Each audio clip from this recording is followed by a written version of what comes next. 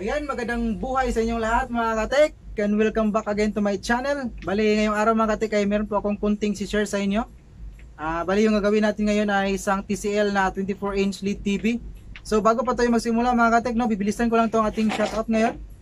Ayan, bali, yung mga nagpa-shoutout dun sa ating previous na video at yung mga kaibigan natin na kagrupo natin dun sa electronics technician. Shoutout natin ngayon, no. So, shoutout sa iyo, Alben Atilano, Chan Tech, Electronics TV Channel, Aldren Electronics, D. Alan TV, GMF Tech PH, Noel Tech, Tistan TV, RN New Tech, Marco Francis 713 Mix Vlog, Configure 23, West Jojo Tech, Jojo Tech, Simple Jake Mix Vlog, shout out, Dave Electronics Repair, EdTech PH, Muja Juice Techniques, ang master natin dun sa ating grupo. Itong leader natin na to, ito si Master Muja Juice pala mga katek ay Muja Juice Technique ay yung ating leader dun sa ating grupo na electronics technician. So kung sino po yung gustong sumali sa group namin mga katek, no, palipuntahan nyo lang si Master Muja Juice at message lang kayo sa kanya na gusto nyo sumali sa group natin. So mabait yan mga katek, message nyo lang.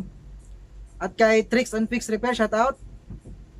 Nards TV, aka Coco Martin, shout out sa iyo bro. Joy Masoy TV, shout out. Darwin TV, shout out. Edwin Tech, Makoy Tech PH, Basic Bob, at Protech Electronics, PDS Electronics, shout out. Amianan Tech, shout out. Joey Tech PH, shout out. Alex Bautista, difficulty in electronics, shout out sa iyo classmate.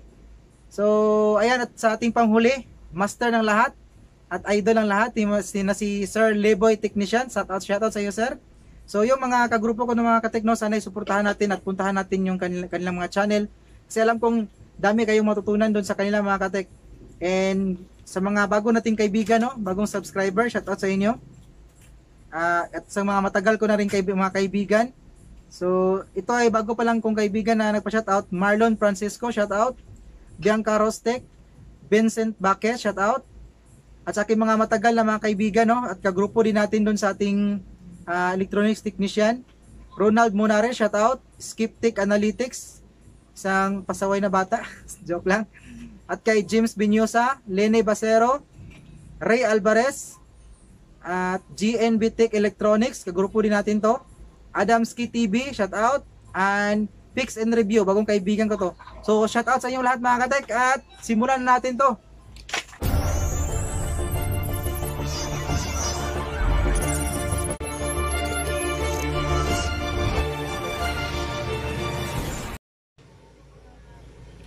Yan, magandang araw ulit sa inyong lahat mga katek, and muli po tayo nagbabalik sa panibagong video sa araw na ito. Ito yung gagawin natin ngayon mga katek ay isang TCL naman na 24-inch LED TV, and yung problema nito ay isang talagang walang power siya, wala siyang standby, and totally dead talaga. So ayan, binuksan ko na yan, tapos kinuha ko na yung kanyang power supply dito mga katek, oh. Ito yung kanyang power supply, bali na troubleshoot ko na to na-trace ko na yung problema nito. So bali meron lang akong kunting si-share sa inyo mga katek, no, about sa mga nalalaman ko dito sa pag-repair ng about sa power supply portion ng ating unit, about sa mga LCD at sa LED TV. Yan, so shout out muna sa aking kaibigan, no. Napakalupit ng buhok. So ngayon mga katek, bali nung chinek ko ito, yung chinek ko bali totally dead siya So dito muna ako nagumpisa mga katek, no, dito sa kanyang secondary, kasi meron namang meron kadalasan na nangyayari kapag walang standby voltage or merong grounded dito sa kanyang secondary portion, magpo-protect tong kanyang primary, tapos siyempre wala siyang standby dahil merong problema doon sa secondary, wala makalabas na voltahe. So chinek ko muna dito sa secondary, and meron akong nakita ng mga katek na isang diode na supply doon sa ating backlight. Bali ang number nito ay SB, ang number nito hindi mo naman makita, SB ano ba to, tingnan ko lang mga katek kasi nag-blurred yung ating camera nito. So ang number to is B3150. So yan, supply siya sa pating backlight. Bali grounded ito mga tek, bali check natin ito mamaya para makita nyo talagang grounded siya. So ayan, bali nung chinek ko, bakit nag-blur itong ating camera ngayon? Ano ba naman yan? Basta baka gusto na palitan yung ating camera nito mga katek. Tagal na kasi yung ating cellphone na to. Baka may gustong mag-sponsor yan, baka naman. So yun mga katek, no, nagbibiro lang ako. So bali nung chinek ko itong mga diode na ito mga katek, ito tapos yung kanyang PWM dito, PWM itong yung kanyang MOSFET. Yan, bali ito ay dual diode to, tapos ito yung kanyang mga diode. Bali chinek ko na yan lahat, tapos yung kanyang mga filter good na nung natanggal natin tong shorted na diode, kasi yung nandito yung kanina, bali shorted yung linya niya dahil dito sa kanyang diode mga katek. Ito ay supply para sa backlight, no, so palit-ulit lang. So bali itong tinanggal ko to, good na, wala nang grounded dito sa ating primary. Nung secondary pala, nagkamali tayo dun, wala nang grounded dito sa secondary. So nung try ako ng saksak dito na pinlag ko kanyang bali na plug in natin, walang voltahe na dadaan or papasok dito sa kanyang filter, kasi nga ito fuse, putok yung kanyang fuse. So ngayon mga katik, pinalitan ko tong ng kanyang bago ko pinalitan tong fuse niya, bali ginamper ko na yan, nilagyan ko na ng wire, kasi ito yung pang troubleshoot ko. Bago, kung maging okay na to, ay papalitan natin lahat yan, kasi hindi naman to yung standard na pag-repair mga katik. Ito ay pamamaraan ko sa pag troubleshoot mga katik, kasi hindi pa tayo sigurado kung magagawa ba natin to or ma-troubleshoot ba natin yung power supply niya. So ngayon nung chinek ko, grounded yung kanyang filter, tapos grounded naman yung kanyang diode. Siyempre pag grounded yung filter ay siguradong grounded itong diode mga katek, no. So hindi muna ako tinanggal, hindi ko muna tinanggal yung mga diode niya, tapos yung kanyang filter. Inuna ko muna yung kanyang, ayan, to yung kanyang SMD na MOSFET mga katek. Ayan, sana makita yung number. Yung number niya ito mga katek, no, 60R900P. So ayan. Then nung tinanggal ko siya, bali ginamitan ko ng hot air. Ito yung sa mga nagtatanong mga katek kung anong ginagamit ko yung hot air, ito ay Godak na 958D. Bali ito kay Ninyotech to. Nanghiram lang tayo kasi wala tayong pambili mga katek. Sana may mag-sponsor sa atin, no. So yun mga katek, no. So bali nung tinanggal ko siya, ganito kasi ako mag troubleshoot mga katek depende naman yan sa mga technician kung saan sila nasanay sa pamaraan doon sa pag troubleshoot. Bali tinanggal ko tong kanyang MOSFET, then chinek ko ulit yung kanyang filter, tapos yung kanyang mga diode, wala nang grounded. So ito lang talaga yung grounded mga katek, no, itong kanyang MOSFET. Tapos bago natin papalitan natin yan mga katek, bago natin palitan yan, bali chinik ko muna yung kanyang mga bias dito, pati yung kanyang PWM, ayan, tsaka yung mga bias niya, mga diode, chinik ko yan, wala namang problema, wala naman tayo nakitang problema. So ito lang talaga yung grounded. Then hindi naman grounded yung kanyang PWM, ewan ko lang, baka open to. So meron akong share sa inyo kung paano i-check or kung good ba yung ating PWM o meron ba siyang deflection na magti-trigger doon sa ating MOSFET na para mapa-oscillate itong ating power supply portion, primary portion. So set up ko muna yung ating camera mga katek, no, para makita niyo yung pag-check natin doon sa kanyang deflection, kung good ba yung ating PWM na ito, kasi shorted yung ating MOSFET So meron pa akong konting share mga katek, no. Bali yung pin na ito, yung dito banda, kuha na tayo ng pantutok. Ito pwede rin itong gamitin nyo na technique, no, kung paano mag-check ng PWM. Bali ito yung ground nya, ano ba naman ang likot ng kamay ko, ito yung ground. So pag chinek nyo, kung nagka-ground kayo dito, i-connected yan dito.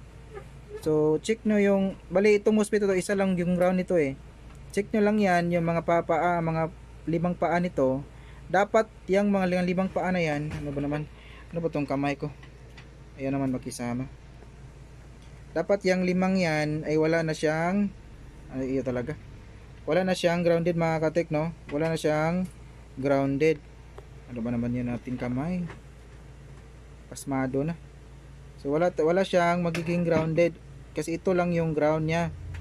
Pero check nga natin kung magdi-deflection, magdi-trigger ba siya doon sa ating gate, no? Sa ating MOSFET. So set up muna natin yung ating camera mga katek. Bali post muna natin to. So mga katek, balik tayo, no? Bali na set up na natin yung ating camera stand. So ngayon mga katek ay nakaset tayo doon sa ang settings natin ito. Time 10 ohms. So ayan.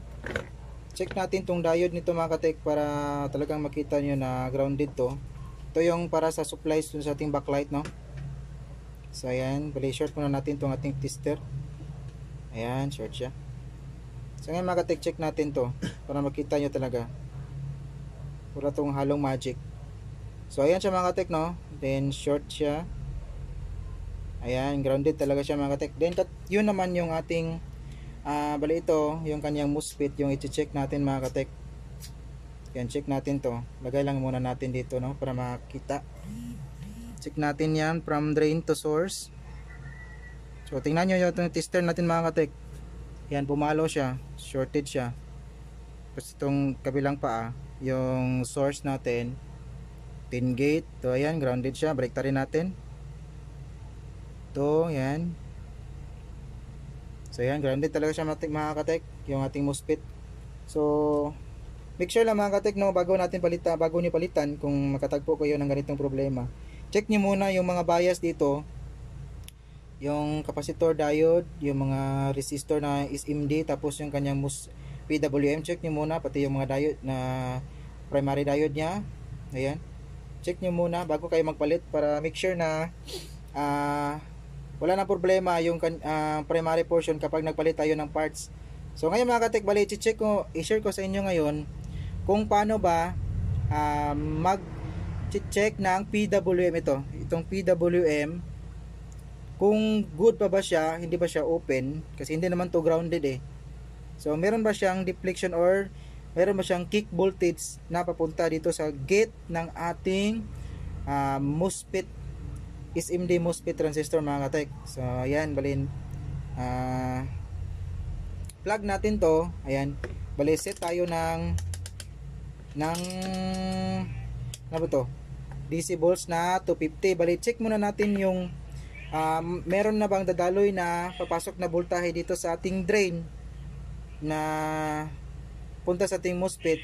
So it means kung hindi napuputok yung ating fuse na nilagay, yung ginamper natin, so it means wala nang problema, wala nang grounded dito sa ating primary portion. So ngayon, saksak natin mga katek, no?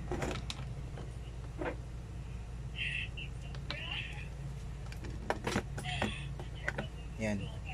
So ito yung plug nya, saksak natin, no? So bali yung ginamit natin ay 110 volts. Pwede naman to kasi auto volt naman to. So ngayon mga katek ay nakaset tayo ng 250 volts. Yung negative natin ay dito natin nilagay sa ating filter na negative mga katek. So ngayon tingnan natin dito kung meron na ba siyang voltahe. So ayan, kung makikita nyo mga katek, kasi nasa 110 tayo, ang voltahe niya na nasa mga 150 volts kasi nakaset tayo ng 250. So nasa mga 150. So it means good na yung ating power supply nito, no? Kasi hindi na, meron na siyang voltahe na dumadaloy sa filter at puntang drain ng ating MOSFET, tapos hindi na pumutok yung ating fuse. So ngayon mga katek, para ma-check natin na good at may deflection or meron siyang kick o trigger itong ating PWM na ito, set tayo ng times 10 DC. So ngayon, bali yung negative natin dito ulit sa ating negative sa filter. Tapos trigger natin tong kanyang gate na nanggagaling sa PWM. Tingnan natin kung meron ba siyang voltahe na nagti-trigger na pupunta sa ating MOSFET mga katek. So ayan, tingnan natin mga katek, no? Tingnan natin kung gagalaw ba yung ating, ayan mga katek, kung nakikita nyo yung ating tester yan, gumalaw siya, meron siyang deflection, di ba? Ayan. So it means yan yung kanyang trigger na magsiswitch doon sa ating gate, sa ating MOSFET. So paulit-ulit na mga katek, no. So yan mga katek, sana may natutunan kayo, no, sa kahit konti doon sa ating video ngayon. Ayan. So ngayon mga katek, try natin tong palitan natin yung diode sa secondary na supply sa backlight, tapos palitan natin yung MOSFET na shorted. Yan. Ito yung shorted nya. Ayan, dalawa sila.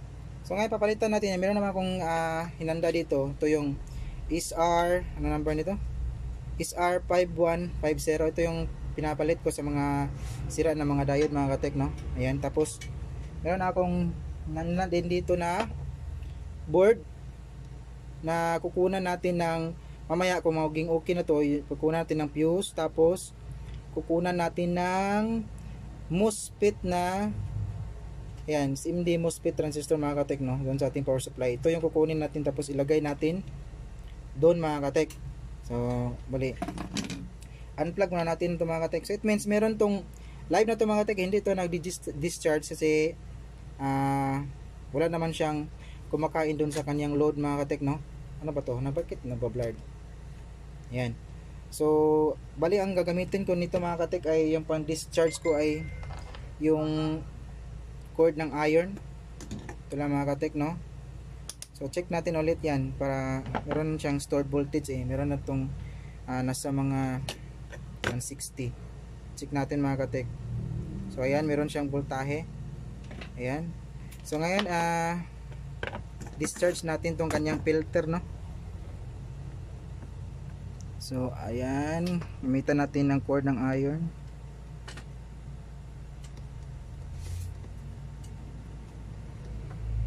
Ito yung pan-discharge mga katek Ayan. So ayan. Ngayon check natin ulit yan kung wala na ba talagang voltahe yan, kasi makukuryente tayo nito. Check natin yung filter kung wala na bang DC. So ayan mga katek, no, clear na siya. Wala na siyang DC kasi na-discharge na siya kasi gamit natin yung ating iron. So ayan, pwede na yung hawakan mga katek na wala siyang kuryente. So ngayon mga katek, bali papalitan ko muna to. Pause muna natin ulit, tapos balik tayo pagkatapos nating balitan mga katek, no. Kasi matagal yung pagproseso nito pause muna natin mga katek. So mga katek, no, balik tayo. Natanggal na natin yung ating pinagkukunan, yung ating MOSFET na ipapalit natin, no. So ngayon check natin muna to bago natin ilagay, bago natin ipalit, para masigurado natin na wala pa talaga tong problema. Check muna natin kung di pa to grounded. Baka grounded to sayang lang yung pagod natin mga katek, no. So ayan, good siya. So good siya mga katek. So ngayon mga katek, ipapalit natin to, no. Lalagay natin dito. Gamitan natin ng hot air mga katek. So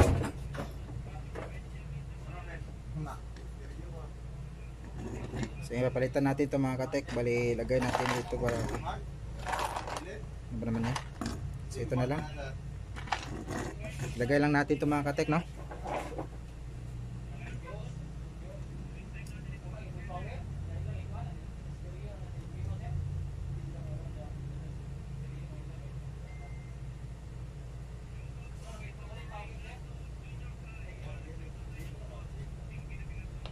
Yan.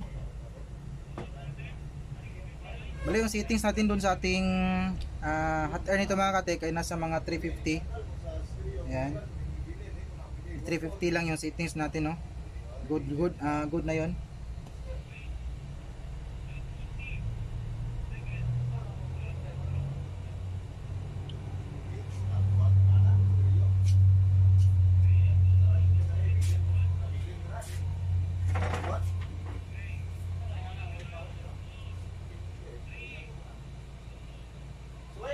Sa upuan, kanang sila padong bilang may siya kuliha kasi tira nila goton. Oh, gunahan daw diba? Sina nahiling siya ka tapad. Get worse. Oh. Tira goton dito. So mga katekno, bali nakadikit na yan. So tatapalan lang muna natin ng hinang, no, para talagang didikit siya. Gamitan natin ng iron mga katek. Ayan.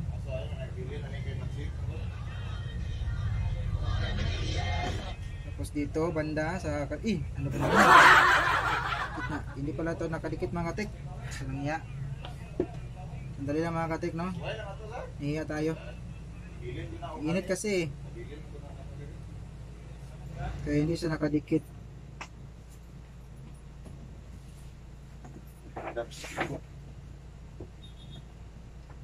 Ayan. Tapalan na muna natin dito sa kanyang bandang ulo mga katek. Para talagang didikit siya. Tapos press natin, no. Initin natin to. Ayan, press natin para didikit siya. Ayan. Perfect. Mas maganda pala sa kanito mga katek kung gagamitan lang natin ng iron lang yan talaga.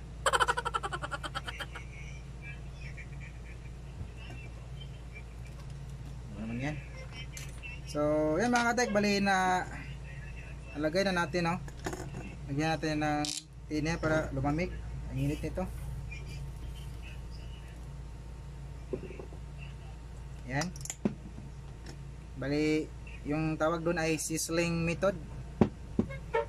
So, yan mga katek, no. Good na siya. Bali, nadikit na natin kung makikita niyo. Tinapalan ko na ng kunting hinang yan para talagang didikit siya. Kasi, ang init talaga siguro nung hot air natin. Kaya hindi siya nung nagalaw natin ay natanggal siya. O siguro hindi siya nakadikit nung ginamitan natin ang hot air mga katek. So yan, ginamitan ko na natin ang iron para talagang masigurado natin. So ngayon mga katek, check natin to. Gamitan natin ng kung hindi na pa grounded, no. Check muna natin yung kanyang filter dito kung hindi pa siya grounded.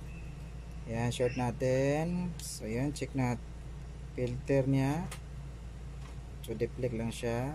Ayan. Good na yung kanyang reading mga katek. So ngayon mga katek, saksak natin to.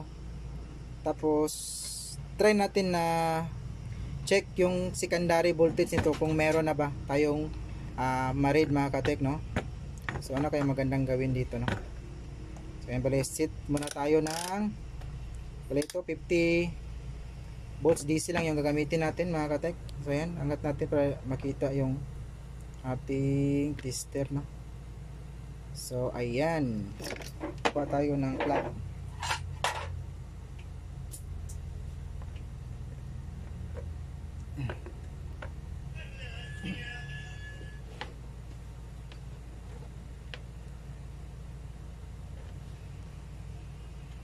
So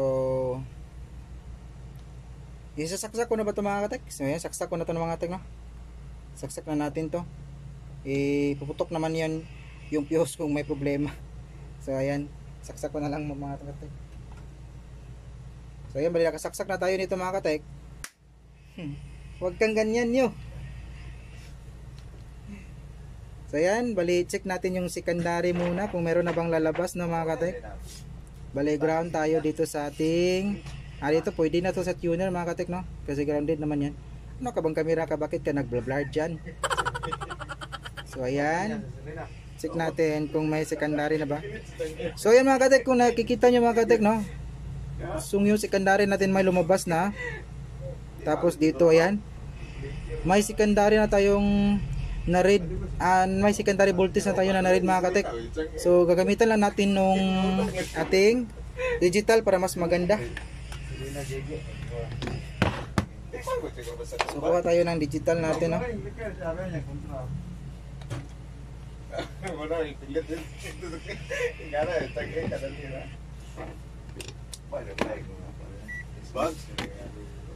So ayan mga katek, ano ba naman, hindi ba makita? Against the light tayo.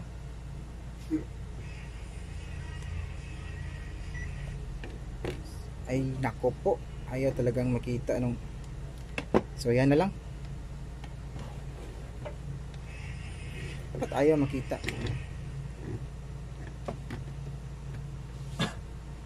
Ako po, nasira na yung ating tester. Loko-loko tong tester natin to. So ayan siya mga katek, no. Bali digital yung gamit natin. Ayan, bali ground tayo dito sa ano to, metal ng ating HDMI, kasi ground din to mga katek, no. Check natin, read natin kung magkano yung kanyang, ayan mga katek, meron siyang 17 volts dito sa ating diode na nagsusupply dun sa ating backlight. Yan, tapos dito sa kanyang isang supply ba to, so ayan 17 volts din, no.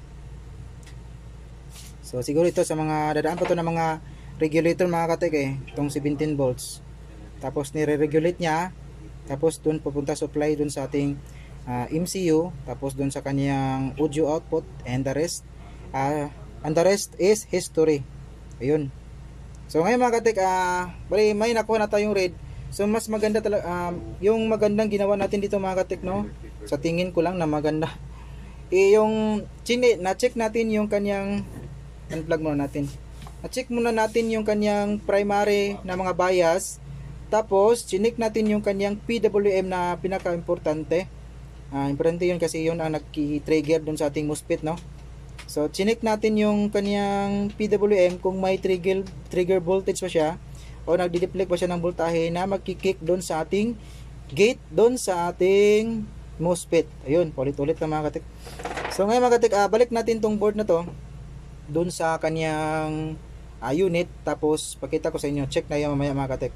So pause muna natin ito mga katik, no. Balik lang tayo mamaya. So ayan na nga mga katek, balik tayo, no. So ayan, bali natapos na natin maibalik yung kanyang board dito sa kanyang unit. Bali ito isang 24 inch na TCL LED TV. Bali ang model nito mga katek, nakalimutan kong sabihin kanina. So ayan, bali model nito ay LED 24D2700. Ayan. So ito nga mga katek, testing na natin to kung gagana na ba talaga itong ating unit ngayon mga katek, no. Bali saksak natin, sandali lang mga katek. Yan, saksak natin. Yan, bali nakasaksak na siya. So tingnan natin yung kanyang standby red lights kung iilaw ba.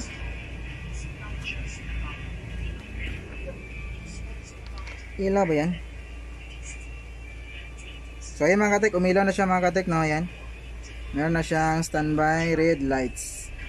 So ayan mga katek, pindutin natin yung kanyang power button dito, no. Ito yung kanyang power button. Tingnan natin kung gagana na ba siya. So tingnan natin. So ayun, gumana yung kanyang backlight. Angat natin. Ayun, meron na siyang TCL. Yan mga katek, no, ang dumi ng unit nito. So mali naka HDMI tayo mga katek. HDMI yung kanyang input, no. Ayan. So okay na yung unit natin nito mga katek. Good na siya. Back to normal na.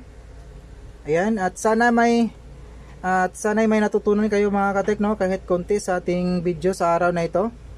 Yan, hindi ko na lalagyan ng signal yan kasi yung problema nito ay talagang yung power supply lang naman. So mamaya na tayo mamaya